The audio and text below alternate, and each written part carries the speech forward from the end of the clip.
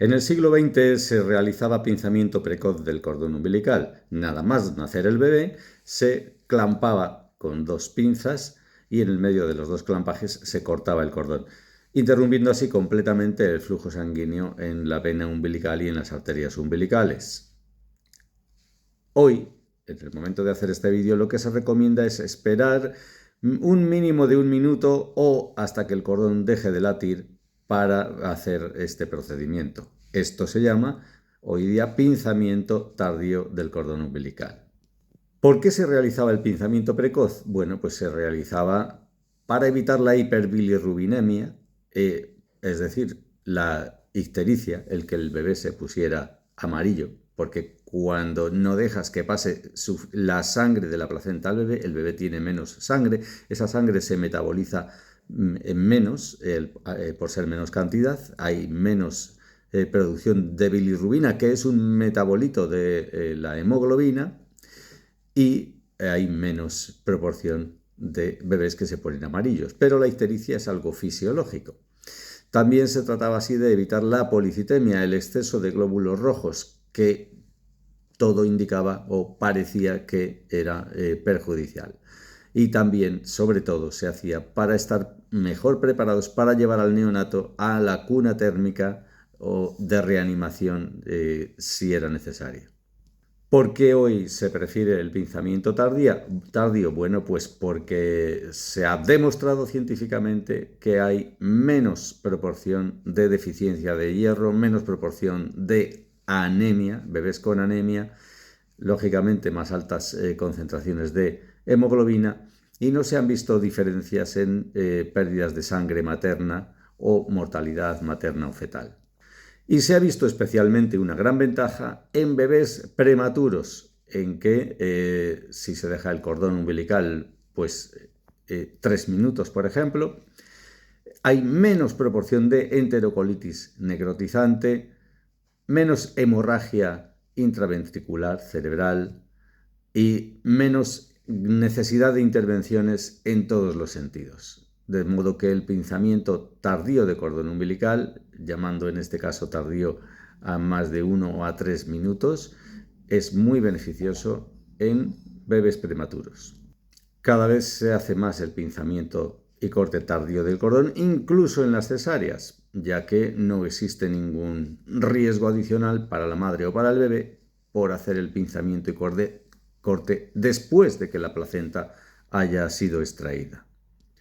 Pero además de todas estas ventajas está la ventaja de que el pinzamiento tardío contribuye a facilitar el piel con piel madre-bebé durante la primera hora, la hora sagrada. Y en este sentido, cada vez más se realiza el pinzamiento no solo tardío, sino el que yo denomino fisiológico, que es esperar a que la placenta haya salido. Solo cuando ha salido la placenta se pinza y se corta el cordón umbilical, que ya en ese momento no hace falta pinzarlo. De este modo se preserva mucho mejor el piel con piel materno, los primeros minutos de contacto bebé-madre, entre otras ventajas. Posiblemente haya ventajas fisiológicas adicionales que aún no conocemos. E incluso hay profesionales y hay personas que lo que recomiendan es el pinzamiento loto, el alumbramiento loto. ¿El alumbramiento loto qué es? Bueno, pues es dejar al bebé unido mediante el cordón umbilical a su placenta durante un mínimo de 48 horas, que es el tiempo que tarda el cordón umbilical en colapsarse, secarse, deshidratarse completamente. El cordón umbilical, todos sabemos que tiene 2 arterias y una vena, y todo esto está embebido en tejido conectivo mucoso que se llama gelatina de Wharton, porque es un tejido metabólicamente activo que forma una gelatina y que se sabe que está involucrado en el intercambio de líquidos entre los vasos umbilicales y el líquido amniótico. No se sabe realmente qué ocurre con la gelatina de Wharton cuando el cordón pasa de esa consistencia gelatinosa que tiene al nacer el bebé y de ese diámetro de más de 1 centímetro a la consistencia completamente dura y ese diámetro de tan solo pocos milímetros que tiene a las 48 horas. El hecho es que el secado, el deshidratado de este cordón va ocurriendo desde la placenta hacia el bebé. Y también se sabe científicamente, que hay una acción en el límite entre la zona momificada y la zona blanda. Hay una acción muy activa de leucocitos. Por ello, una hipótesis plausible sería que esta gelatina de Wharton en realidad por acción de los leucocitos está siendo llevada, siendo arrastrada por el cordón umbilical hacia el bebé si no hay un pinzamiento. Y no es solo la gelatina de Wharton, que es muy rica en muchas sustancias que son realmente muy nutritivas, sino que además hay una cantidad de células mesenquimales y células pluripotenciales que de hecho hacen que el cordón umbilical está siendo cada vez más valorado. De modo que quizá podría ser, si esta teoría es cierta, que con el pinzamiento y corte del cordón, aunque sea tardío, estamos privando al neonato de unas sustancias que le pertenecen y que le van a venir muy bien. ¿Y qué cuidados hay que tener con el punto del cordón umbilical cuando pasan horas y días ya desde el nacimiento? Bueno, pues simplemente mantenerlo seco y mantenerlo limpio. No es necesario lavarlo con jabón, no es necesario realmente lavarlo. Con que esté seco y al aire libre es lo ideal. Hay que vigilar los signos de posible infección, que serían enrojecimiento alrededor del área del ombligo, hinchazón, sensibilidad, sangrado, secreción amarilla o verde con olor desagradable, o signos generalizados de infección como fiebre o letargia por parte del neonato. Hay que decir que en muchos casos de pequeñas infecciones se solucionan de una forma autolimitada.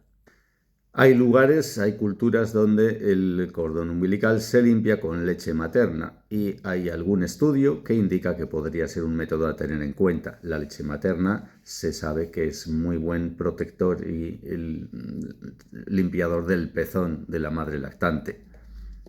Algunas patologías que pueden ocurrir en el cordón umbilical es que tarde más de 3 semanas en desprenderse el trocito de cordón que se ha quedado adjunto al neonato, en cuyo caso pues conviene hacer un hemograma al bebé.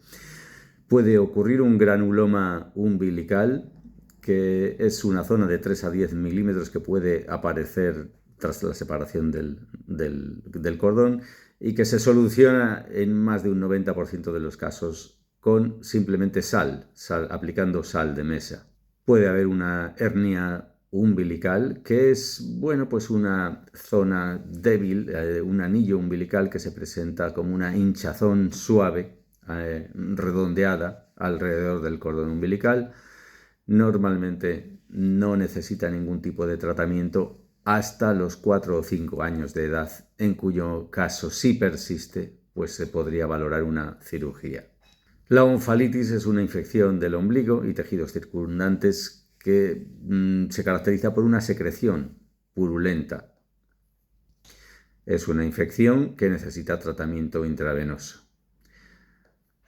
Cuando un granuloma no responde al tratamiento con sal, podría tratarse de un pólipo umbilical, que es una formación que se puede retirar quirúrgicamente y no tiene ningún problema adicional.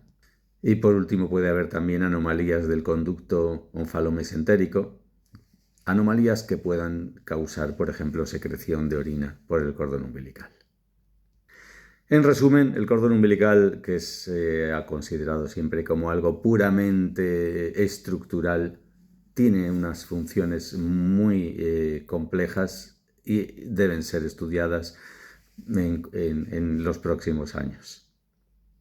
La gelatina de Wharton, en la que están embebidas las arterias y la vena, es muy rica en ácido hialurónico y sulfato de condroitina. Y además hay muchas células madres mesenquimales. El cordón umbilical es algo muy valioso cuyas funciones no se han completado de conocer.